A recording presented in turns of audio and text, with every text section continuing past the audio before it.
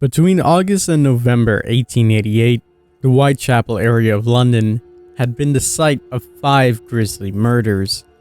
Each of the victims had been mutilated, their throats slit, and their internal organs displayed on the pavement, with some even missing from the body. Nobody knew who committed the murders, but a new name was given to the monster: Jack the Ripper.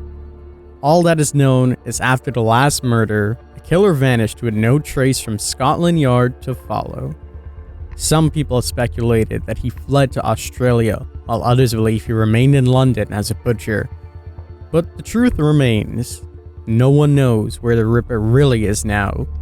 Not even him. The featured fan-made chapter today is In the Dark of the Night, a vile killer using his power Blight of London to create a dense fog wherever he goes and make survivors completely oblivious to his presence. The Ripper's physical appearance seems to be of that of a male. He wears a black tailcoat with a black western bow tie and black and white dress shoes. He also wears a black cape with a red inner trim and shoulder pads.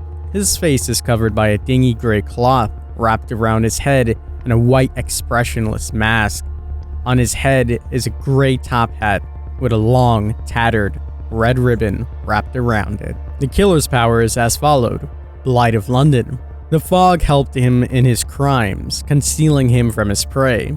Now, the Ripper will strike again. Pressing the power button creates a 42-meter dense fog around the Ripper, following him wherever he goes. While Blight of London is active, you gain the undetectable status effect. When survivors are in the fog, they constantly hear the omnidirectional sounds of someone walking and humming London Bridges Falling Down. They also have their vision obscured by the fog, only being able to see their surroundings with a 4-meter radius. And finally, the fog dissipates when survivors run around it. Fog will form back after a while for 4 seconds. Blight of London ends when the Ripper has injured a survivor. Their fog will dissipate after 3 seconds of injuring a survivor. The power gauge must be fully replenished before Blight of London can be triggered again. His special ability is Fog Wave. Pressing the active ability button will allow the Ripper to send out a wave of fog that travels in a straight line up to 8 meters. If a survivor is hit by the wave of the fog, it'll cause an effect, but the effect depends on the state of Blight of London. Survivors hit by the fog wave while Blight of London is active will have their vision obscured by an additional 2 meters for 6 seconds. Survivors hit by the fog wave while Blight of London is inactive will be semi-blind, fog whirling around their screen for 5 seconds. There's a 1.5 second cooldown between each fog wave usage. The killer comes with 3 unique perks. The first one is Guns of Grace. Nothing gets in the way between you and your prey. Allows you to lunge while carrying a survivor. Guns and Grace has a cooldown of 20, 18, and 16 seconds. The next perk is Unhappy Ending. Whenever there is a speck of hope, you always find a way to snatch it from your victims. Once there's one survivor left in a trial, the ore in the hatch is revealed to you within a range of 24, 28, and 32 meters. And the final perk on the list is Infamy. All who gaze upon your work revel in horror. After injuring a survivor, the perk activates. For the next 12, 16, and 20 seconds, if another survivor comes within 8 meters of an injured survivor, they will scream. This perk has a cooldown of 40 seconds.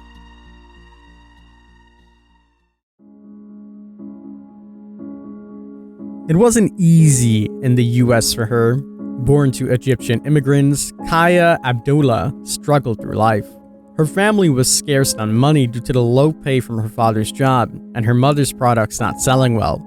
Not wanting to feel a burden, she got a small job mowing lawns at the age of 8. From then on, she vowed to be useful to her parents.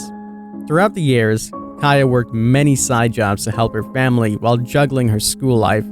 Her determination helped her through high school and she graduated top of her class. Now that this part of her life has come to a close, what is she to do now?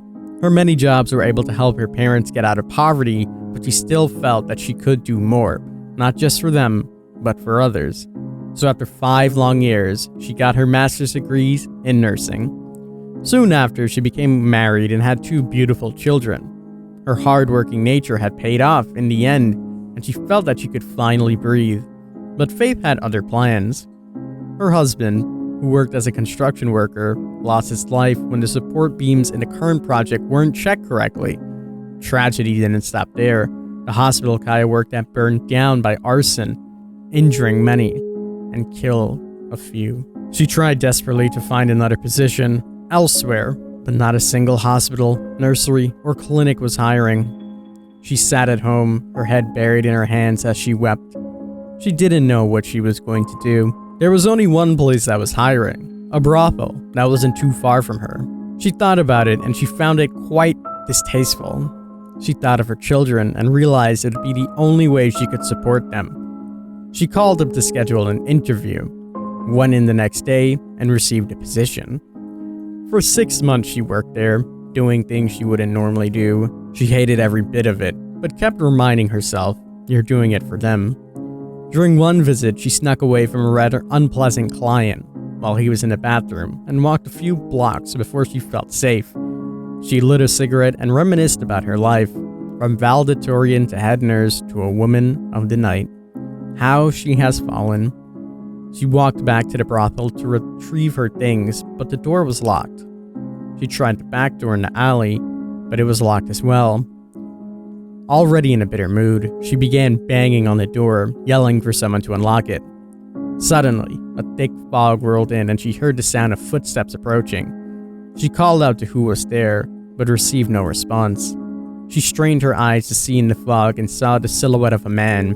He was holding something in his hand, something glistening.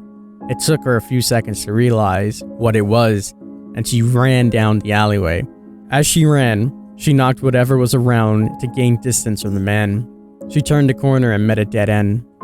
She breathed heavily as panic settled in. She turned to head back, but the man was already at the end of the alley, walking towards her with the knife still in his hand. She took out her phone and dialed the number. When the other end picked up, she began speaking. "Hi, Mother. I was just wondering if you could come pick up the kids. I don't think I'm gonna make it back home." She hung up and watched as the figure came closer. She closed her eyes as tears began to fall from them. The next day, her mother came to get her children and called the police to look for her daughter. They searched for a week, but couldn't find her. The only thing they found was her phone in one of the alleyways. The new survivor for this chapter is Kyla Abdullah. Her 3 unique perks are as follows.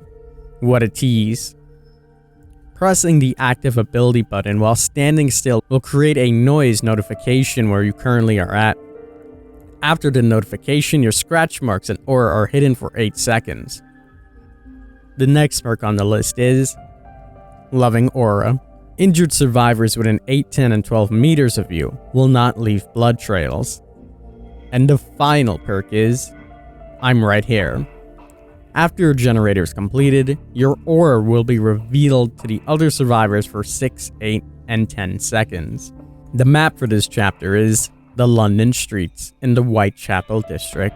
Well, my friends, that is going to wrap it up for the return of our fan-made chapters to an amazing fan-made chapter. Shout out to Tunis for putting this all together. It was absolutely amazing. Make sure you check them out. We are going to be posting fan-made chapters as frequently as we can, hopefully on every single Saturday, and this is pretty much the format that we are going to be following. If you guys are interested in making your own fan-made chapter for a chance for it to be featured on one of these videos, you can click on our Discord link in the description, and from there, you can make your way over to the fan-made chapter section or the chapter section in order to talk to other people to create your chapters and finally post it for submission. I hope you guys did enjoy this video. It did take us a long time to put it all together and a long time to bring this series back, but with so much demand, I knew I had to do it. So I really hope you guys did enjoy it, and we'll see you guys next Saturday for another one. But as always, I'm the King. I tip my crown to you guys, and we'll see you in the fog.